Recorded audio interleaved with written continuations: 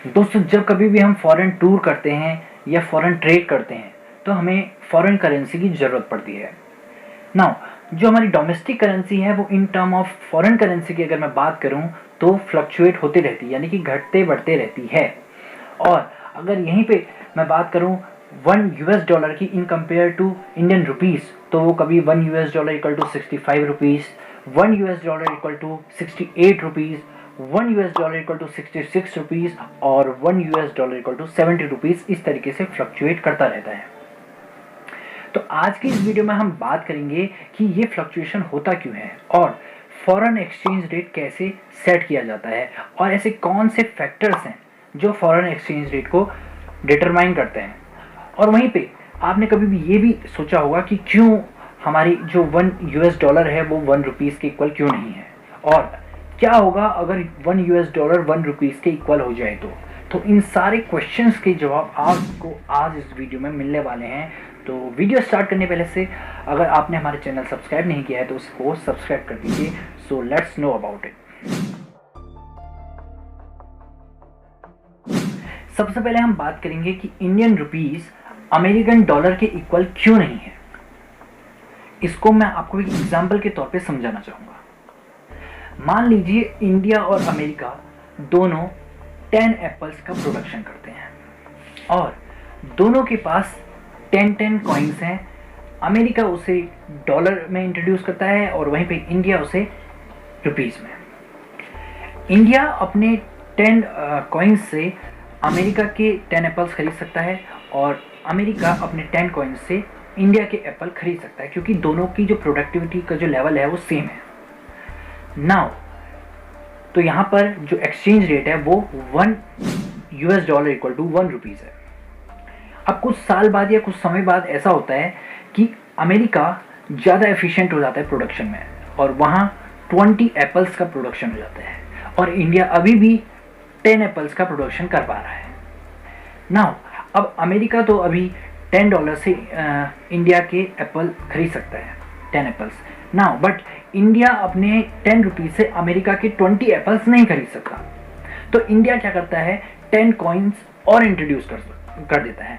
तो इस वजह से $1 इक्वल टू 2 रुपीज़ इसकी वैल्यू हो जाती है एक्सचेंज रेट। नाउ अब होता क्या, अमेरिका यहाँ पे फिर एफिशिएंट हो जाता है क्योंकि अब उसे केवल $5 चाहिए इंडिया के 10 एप्पल्स खरीदने के लिए। पहला रीज़न तो ये है।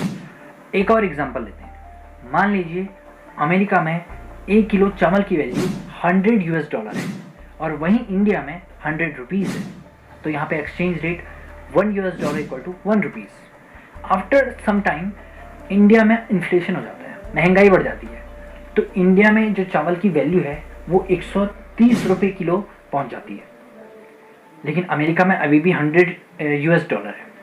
तो यहाँ पर एक्सचेंज रेट क्या होगा, $1 equal to 1.3 Indian rupees, inflation का कारण।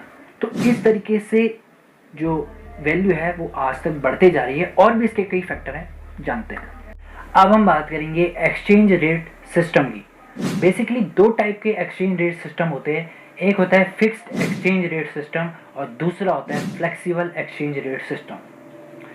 फिक्स्ड एक्सचेंज रेट सिस्टम वो होता है जहाँ पर डोमेस्टिक करेंसी की value in terms of foreign currency decide की जाती है गवर्नमेंट के द्वारा, यानी कि जो $1 इक्वल टू 65 या $1 इक्वल टू 70, ये जो वैल्यू है ये डिसाइड की जाती है गवर्नमेंट की और ये स्टेबल होती है। दूसरा होता है फ्लेक्सिबल एक्सचेंज रेट सिस्टम।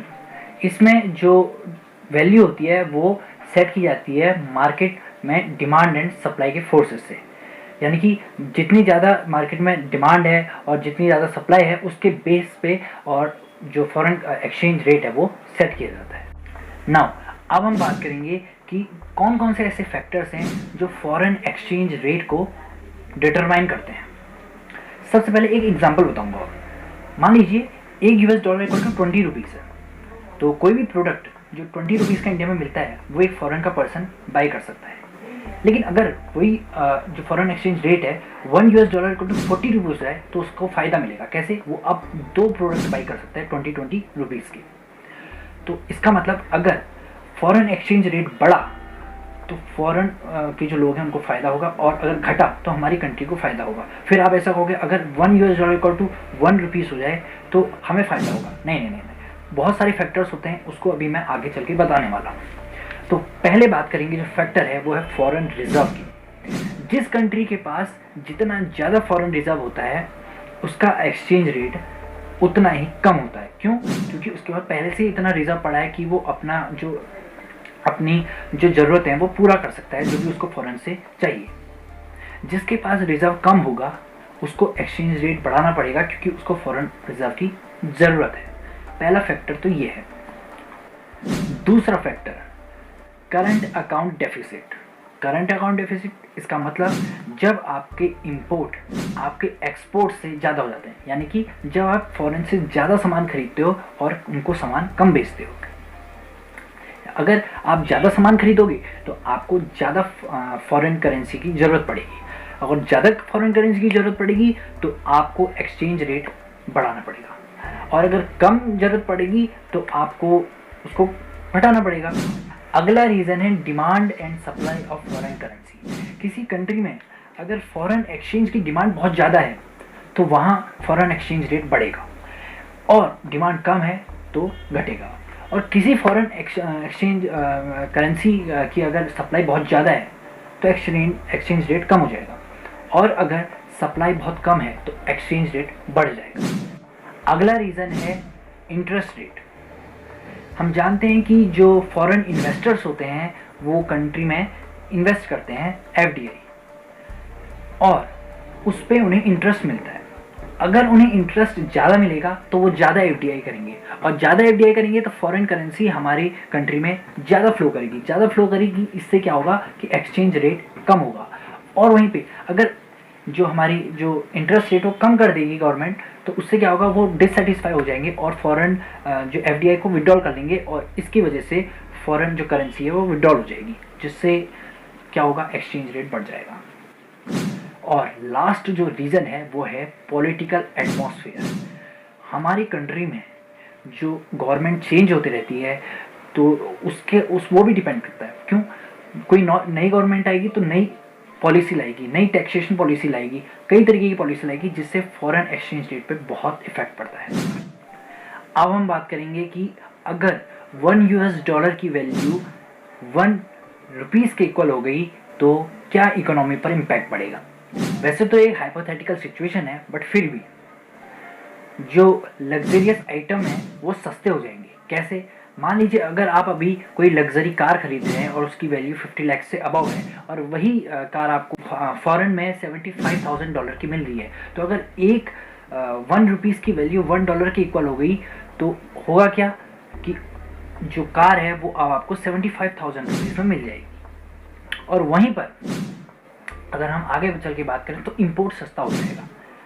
जी हाँ, जो ऑयल, जैसे मान लीजिए ऑयल इंपोर्ट करता है इंडिया, तो ऑयल की जो कॉस्ट है वो कम हो जाएगी, और जिससे 80 रुपये या जो तेल मिलता है, जो पेट्रोल मिलता है, उसकी वैल्यू काफ़ी हद तक नीचे आ सकती है। अब बात करेंगे इसके कुछ एडवर्स इफेक्ट की। सबसे पहला, एक्सपोर्ट एक्सपेंसिव हो जाएगा। कैसे? फॉर एग्जाम्पल अगर अभी $1 की वैल्यू 65 रुपीज़ है, तो कोई फॉरेन का जो इंपोर्टर यहाँ से एक प्रोडक्ट खरीदता है 65 रुपीज़ का, और उसे वो फ्यूचर में अगर $1 इक्वल टू 1 रुपीज़ हो गया तो उसे अब $65 जो हैं वो पे करने पड़ेंगे, ताकि वो प्रोडक्ट को इंपोर्ट कर सके। उसके लिए वो एक्सपेंसिव हो जाएगा, तो वो उस कंट्री से अब प्रोडक्ट को लेना पसंद करेगा जहाँ उसे वो सामान सस्ता मिलता हो। दूसरा जो रीज़न है वो है अनएम्प्लॉयमेंट का। अनएम्प्लॉयमेंट कैसे? अगर फॉरेन जो इन्वेस्टर्स हैं वो इंडिया में इन्वेस्टमेंट करना छोड़ दें तो इंडिया में अनएम्प्लॉयमेंट बढ़ सकता है। कैसे? लेट अस सपोज कोई इंजीनियर है, वो इंडिया में उसकी जो सैलरी है वो 2 लाख रुपीज़ है, और वहीं उस USA में उस इंजीनियर की सैलरी $3,000 है। तो अगर $1 इक्वल टू 1 रुपीज़ हो गया तो अब फॉरेन जो इन्वेस्टर्स हैं, जो यहाँ पैसा लगा रहे हैं, जो कंपनी इंजीनियर्स को पेमेंट कर रही है, उन्हें अब इंजीनियर को $2 लाख में पेमेंट करनी पड़ेगी। जो कि काफ़ी ज़्यादा एक्सपेंसिव है, तो वो यहाँ फॉरेन में यहाँ पैसा लगाएंगे नहीं। इससे क्या होगा, अनएम्प्लॉयमेंट क्रिएट होगा, तो लोग कम पैसों में भी काम करना स्टार्ट कर देंगे। अगर वो कम पैसों में भी काम करना स्टार्ट कर देंगे तो उन्होंने जो लोन लिया है बैंकों से, तो वो लोन वो पे नहीं कर पाएंगे, जिसके कारण बैंक में बैंकरप्सी हो सकती है और उसके कारण गवर्नमेंट को नए पैसे जो है वो प्रिंट करवाने पड़ सकते हैं और उसके बाद इन्फ्लेशन जो है इंडिया में बढ़ सकता है। इन्फ्लेशन बढ़ेगा तो मनी की जो वैल्यू है वो डी वैल्यू हो जाएगी, यानी कि एक्सचेंज रेट फिर से बढ़ना स्टार्ट हो जाएगा। तो ये था जो प्रोसेस है पूरा। इसका मतलब जो 1 रुपीज़ एक US डॉलर के इक्वल होना काफ़ी एक हाइपोथेटिकल सिचुएशन है। बहुत से लोग ये भी सोचते हैं कि हमें फॉरेन के प्रोडक्ट की ज़रूरत ही क्या है, हमें फॉरेन की करेंसी की ज़रूरत ही क्या है, हम खुद इतने सफिशिएंट हो सकते हैं। आपको पता होना चाहिए कि कोई भी कंट्री के पास इतने रिसोर्स अवेलेबल नहीं होते या वो अपने आप में सेल्फ सफिशिएंट नहीं होती कि वो सब चीज़ों का प्रोडक्शन कर सके, इसीलिए उसे दूसरी कंट्री पे जो है डिपेंड रहना पड़ता है। अगर ऐसा होता तो 1919 में जो लिबरलाइजेशन की पॉलिसी है वो आती ही नहीं, और वो आई इसी के कारण इंडिया की जो ग्रोथ है वो अभी तक हो पा रही है। तो उम्मीद है कि ये वीडियो आपको काफ़ी ज़्यादा पसंद आया होगा। अगर ये पसंद आया तो यार इसे लाइक, शेयर एंड चैनल को सब्सक्राइब करना बिल्कुल ना भूलें। जल्द ही आपसे एक वीडियो के साथ ज़रूर मुलाकात होगी। तब तक के लिए जय हिंद, वंदे मातरम।